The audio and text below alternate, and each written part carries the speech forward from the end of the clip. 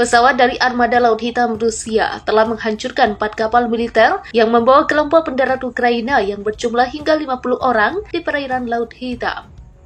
Kementerian Pertahanan Rusia mengumumkan serangan tersebut pada Rabu 30 Agustus 2023 pagi. Pada tanggal 30 Agustus, sekitar pukul 12.30 malam waktu Moskow, sebuah pesawat penerbangan Armada Laut Hitam Angkatan Laut menghancurkan 4 kapal militer yang bergerak cepat yang membawa prajurit dari kelompok pendaratan pasukan operasi khusus Ukraina, yang totalnya 50 orang di perairan Laut Hitam, kata kementerian tersebut dalam sebuah pernyataan. Konfirmasi terbaru dari kementerian tersebut muncul setelah rilis lain mengatakan pasukan Rusia secara rinci mampu menggagalkan upaya serangan oleh Ukraina yang menyebabkan pasukan musuh menggunakan drone jenis pesawat terbang. Pada malam tanggal 30 Agustus, upaya rezim Kiev untuk melakukan serangan dengan kendaraan udara tabrawat jenis pesawat terhadap fasilitas di wilayah Federasi Rusia digagalkan, kata kementerian itu dalam sebuah pernyataan sebelumnya.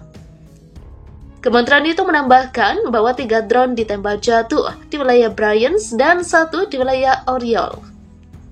Gubernur wilayah Bryansk, Alexander Bogomas, menambahkan bahwa tidak ada korban jiwa dalam upaya serangan Ukraina di wilayah tersebut dan mencatat bahwa layanan darurat bekerja di lokasi.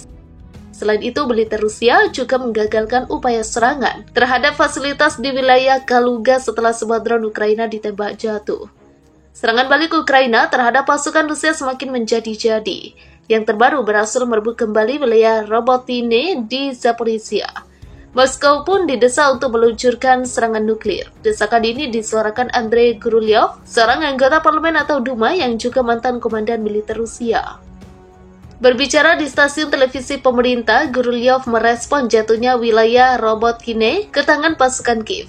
Daerah tersebut adalah kasus yang sempurna untuk serangan nuklir taktis, ujar Gurylyov seperti dikutip dari Newsweek pada Rabu 30 Agustus 2023. Gurylyov menanggapi pengumuman Wakil Menteri Pertahanan Ukraina Hanna Maliar pada Senin pagi bahwa pasukan Kiev telah merebut kembali Robotine dan berusaha untuk maju lebih jauh.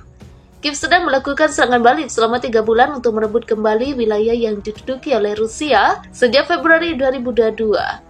Dengan bentrokan sengit terjadi di sepanjang garis depan di wilayah Donetsk dan Zaporizhia. Moskow selama ini beranggapan serangan balik Kiev gagal meski pemerintah Presiden Ukraina Volodymyr Zelensky juga mengakui bahwa serangan balik pasukannya lambat. Penggunaan senjata nuklir telah sering dibahas selama perang Rusia di Ukraina. Presiden Rusia Vladimir Putin mengatakan dalam pidatonya yang disiarkan televisi pada bulan September 2022 bahwa dia akan siap menggunakan senjata semacam itu untuk mempertahankan wilayah Rusia. Dalam siaran di Rusia 1, tokoh media yang dikenal sebagai corong Kremlin, Vladimir Solovyov, mengatakan kepada rekan-rekan tamunya bahwa dia yakin Rusia harus menyerang Ukraina dengan senjata nuklir. Segera setelah negara-negara barat secara resmi mengirimkan F-16, Rusia melakukan serangan dengan senjata nuklir taktis. Mereka yakin Rusia tidak akan melakukannya. Itu sebabnya hal itu harus dilakukan, kata Solovyov. Secara terpisah pada hari Selasa, Wakil Sekretaris Dewan Keamanan Rusia Alexei Setsov mengatakan Rusia mengerahkan senjata nuklir taktis di Belarusia sebagai bagian dari tindakan pembalasan terhadap perilaku agresif negara-negara tetangganya di barat. Presiden Putin pertama kali mengumumkan pada 25 Maret bahwa Rusia akan menempatkan senjata nuklir di Belarusia dan mengatakan tindakan tersebut tidak akan melanggar perjanjian non-proliferasi. Meskipun Belarusia, sekutu setia Kremlin, belum terlibat langsung dalam konflik Ukraina, pasukan Rusia telah diizinkan melakukan latihan di wilayah Belarusia sejak sebelum perang dimulai. Negara tersebut juga dimanfaatkan Rusia untuk melancarkan invasi ke Ukraina pada 24 Februari 2022.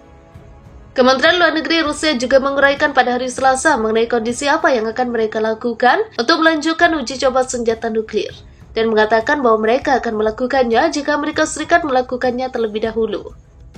Ancaman serangan nuklir juga pernah dilontarkan Dmitry Medvedev, Wakil Ketua Dewan Keamanan Rusia. Bulan lalu, Medvedev yang juga mantan Presiden Rusia, mengatakan bahwa kiamat nuklir yang melibatkan Rusia dan negara-negara Barat tidak hanya mungkin terjadi, tetapi juga sangat mungkin terjadi.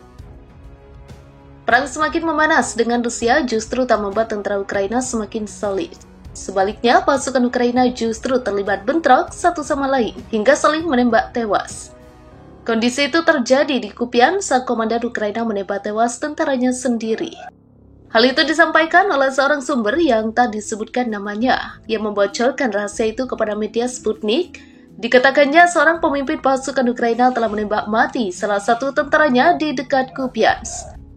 Kondisi itu terjadi lantaran sang komandan marah hingga kesal dengan tentaranya sendiri. Pasalnya tentara Ukraina itu justru panik saat bertemu segerombolan pasukan Rusia. Saat itu juga sang komandan meminta semua pasukannya untuk berbaring, namun tentara Ukraina yang panik itu diminta untuk menghadap ke belakang sendiri. Lantas, seorang tentara Ukraina yang lain diminta untuk mengambil ponsel dan mengabadikan momen kala sang komandan menembak prajuritnya sendiri. Rekaman itu menunjukkan seorang tentara Ukraina melarikan diri ketika sang komandan melepaskan tembakan ke arahnya. Menurut dokumen, tentara yang panik itu ternyata adalah wajib militer yang moralnya telah lama berubah menjadi negatif, tanpa sumber agensi tersebut. Seorang sumber yang tak disebutkan namanya menyebut kondisi itu menjadi biasa di medan perang. Pasalnya moral tentara Ukraina terguncang setelah invasi Rusia dan melihat banyak rekan-rekan seperjuangan yang tewas. Kementerian Pertahanan Rusia kembali merilis data kerugian yang dialami Ukraina akibat perang. Dalam 24 jam terakhir, jumlah tentara musuh yang tewas di area Donetsk mencapai 240 personil. Data tersebut dilaporkan Kementerian Pertahanan pada Selasa 22 Agustus 2023. Selain tewasnya tentara, Ukraina juga kehilangan sejumlah peralatan tempur, diantaranya 2 kendaraan lapis baja, sistem artileri M777 buatan Amerika Serikat, dan senjata FH-70 buatan Inggris. Kerugian musuh ke arah Donetsk Selatan mencapai 240 personil militer Ukraina tewas. Bunyi pernyataan itu dikutip dari Sputnik Global pada Selasa 22 Agustus 2023. Baru-baru ini Rusia juga membuat kemajuan dengan memukul mundur 5 serangan Ukraina di arah Kupiansk, kemudian 4 serangan di arah Zaporizhia, dan 2 di arah Krasny Liman. Akibatnya ratusan tentara musuh tewas dan puluhan alat tempur rusak. Perlawanan itu terjadi saat Ukraina meluncurkan serangan balasan yang dimulai awal Juni. Namun upaya tersebut berjalan lebih lambat dari yang diharapkan serta menimbulkan kerugian besar. Menurut Kementerian Pertahanan Ukraina, lambatnya serangan balasan disebabkan oleh 2 faktor. Pertama, ladang ranjau Rusia yang mematikan, dan kedua kurangnya sistem pertahanan udara Ukraina.